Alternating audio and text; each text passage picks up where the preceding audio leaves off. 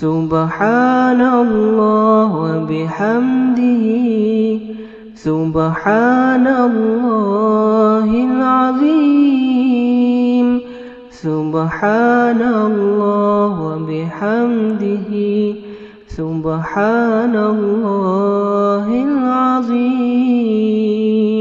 بسم اللہ الرحمن الرحیم۔ اللہم صلی علی محمد وعلی آل محمد کما صلیت علی ابراہیم وعلی آل ابراہیم انک حمید مجید۔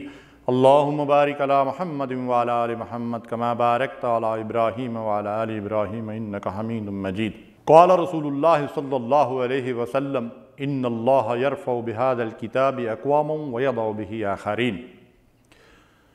امام الانبیاء جناب محمد رسول اللہ صلی اللہ علیہ وسلم کا فرمان ہے، بے شک اللہ تعالیٰ اس کتاب کے ذریعے سے کچھ اقوام کو، کچھ لوگوں کو سربلندی اور سرفرازی اور رفعت عطا فرماتے ہیں اور کچھ کو پستی اور گراوٹ میں گرا دیتے ہیں۔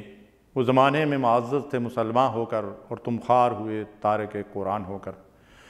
شاعر کہتا ہے یہ زمانہ زمانے نے دکھایا نہ ہوتا، یہ زمانہ زمانے نے دکھایا نہ ہوتا، درس قرآن اگر ہم نے بلایا نہ ہوتا۔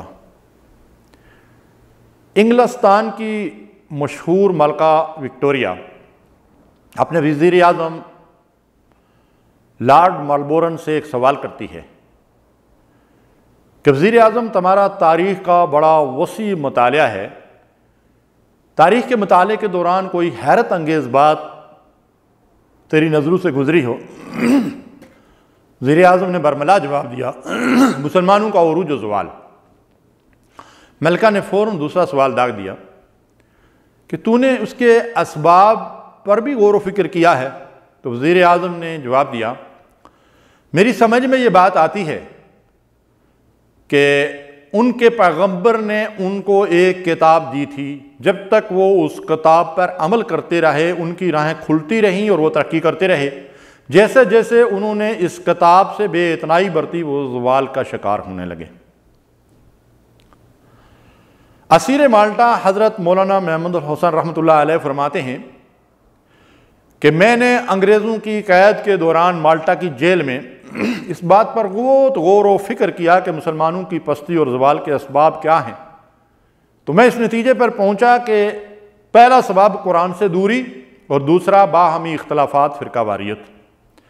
تو مولانا کہتے ہیں اس لیے میں وہاں سے یہ عزم لے کر لوٹا ہوں کہ قرآن کو لفظاً اور معناً ہر مسلمان کو سکھایا جائے اور مسلمانوں کے باہمی اختلاف کو ہرگز برداشت نہ کیا جائے۔ آج اگر ہم اپنے معاشرے کی، اپنے ملک کی اور پوری دنیا میں عالم اسلام کی حالت کو دیکھیں تو یہی دو امراض ہیں جنہوں نے ہمیں تباہی اور بربادی اور پستی اور گراوٹ کے گڑھوں میں گرا دیا ہے۔ جیسا کہ نبی صلی اللہ علیہ وسلم نے فرمایا، ہم نے قرآن کا دامن چھوڑ دیا اور اختلافات کو ہوا دے کر امت کو فرقوں اور گروہوں کے اندر بانٹ کر رکھ دیا۔ اللہ تعالیٰ نے 14 صدیوں پہلے اس امر کو واضح کر دیا تھا، وَمَنْ أَعْرَضَ عَنْ ذِكْرِي فَإِنَّ لَهُ مَعِيشَةً ضَنْكًا۔ جو میرے اس کتاب نصیحت سے منہ موڑ کر زندگی بسر کرے گا، ہدایت اور رہنمائی اس سے نہیں لے گا، نصیحت اس سے حاصل نہیں کرے گا،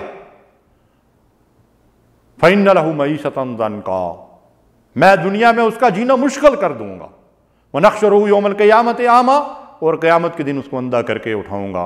قَالَ رَبِّ لِمَ حَشَرْتَنِي أَعْمَىٰ، وہ بندہ کہے گا میرے رب تو نے مجھے اندھا کیوں کیا؟ اللہ تعالیٰ کیا جواب دے گا؟ جب بندہ کہے گا لِمَ حَشَرْتَنِي أَعْمَىٰ وَقَدْ كُنْتُ بَصِيرًا، میں تو دنیا میں آنکھوں والا تھا، اللہ تو نے مجھے اندھا کیوں کیا؟ قال، اللہ تعالیٰ کیا جواب دے گا؟ كَذَلِكَ أَتَتْكَ آيَاتُنَا فَنَسِيتَهَا وَكَذَلِكَ الْيَوْمَ تُنسَىٰ، ہاں میری آیات تیرے پاس پہنچی تھیں، قرآن میں نے تیری ہدایت کے لیے بھیجا تھا، تیری تذکیر کے لیے بھیجا تھا، تو نے اس قرآن سے نصیحت حاصل نہ کی، تو نے اس قرآن کی آیات پہ کان نہ دھرے، تو نے اس کی طرف توجہ نہ دی، تو نے ان آنکھوں سے ان قرآن کی آیات کو نہ دیکھا، تو دنیا میں اس قرآن سے میری ہدایت سے اندھا بنا ہوا تھا، آج میں نے تجھے حقیقت میں اندھا اسی لیے کر دیا۔ قرآن گھر میں ہے مگر ہم پڑھتے نہیں، قرآن گھر میں ہے مگر ہم پڑھتے نہیں، ذرا بھی اللہ کا خوف ہم کرتے نہیں۔ کانوں میں اذان کی بلا کیسے آئے آواز، کانوں میں اذان کی بلا کیسے آئے آواز، بند تو کبھی موبائل ہم کرتے نہیں۔ صورت سے تو انسان نظر آتے ہیں، صورت سے تو انسان نظر آتے ہیں، مگر سیرت سے تو مسلمان ہم لگتے نہیں۔ انا للہ و انا الیہ راجعون وآخر دعوانا ان الحمد للہ رب العالمین۔ اللہم صلی علی سیدنا محمد وعلی آلہ وصحبہ وسلم۔ اللہم صلی علی سیدنا محمد وعلی آلہ وصحبہ وسلم۔